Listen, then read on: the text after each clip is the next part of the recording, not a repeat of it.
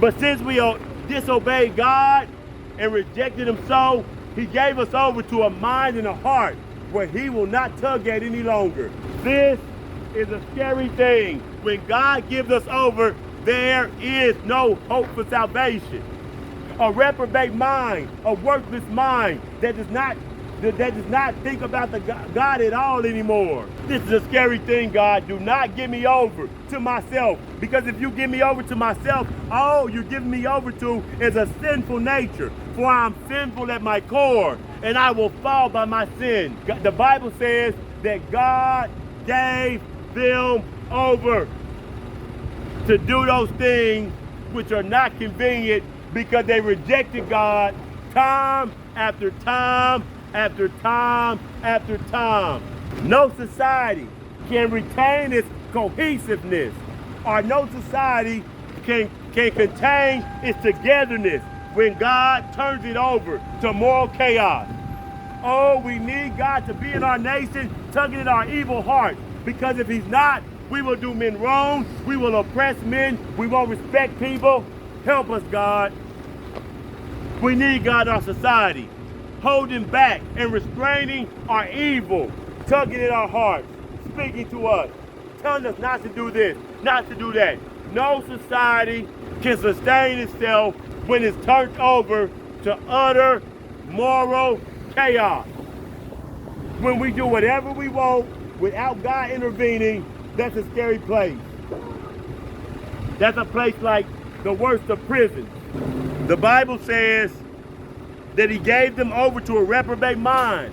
Then it talked about the things that they do, filled with unrighteousness, fornication, wickedness, covetousness, maliciousness, full of envy, murder, debate, deceit, malignity, whisperers, backbiters, haters of God, proud, boastful, boasters, inventors of evil things, disobedient to parents, without understanding, covenant breakers, without natural affections, implacable, unmerciful, who knowing the judgment of God, that they which commit and do such things deserve death, not only do the same, but have pleasure in them that do them.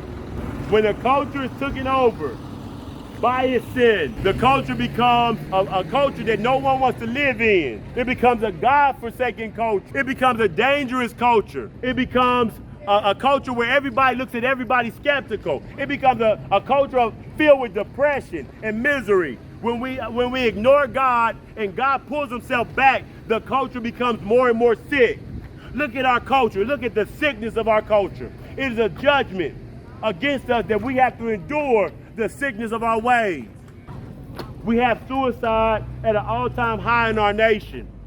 We have depression on the rise in our nation. Mental health issues on the rise in our nation because we have pulled away from God. And therefore, a loving God, he goes as far as he can with us, but there's a point where God himself says, I'm going to pull back from you. And in God, there is hope, help, ministry, peace, passion, love, care, concern, all types of things that the human heart needs. But without God, we fall off into our own sin and the misery and depression of it. I pray for my country today.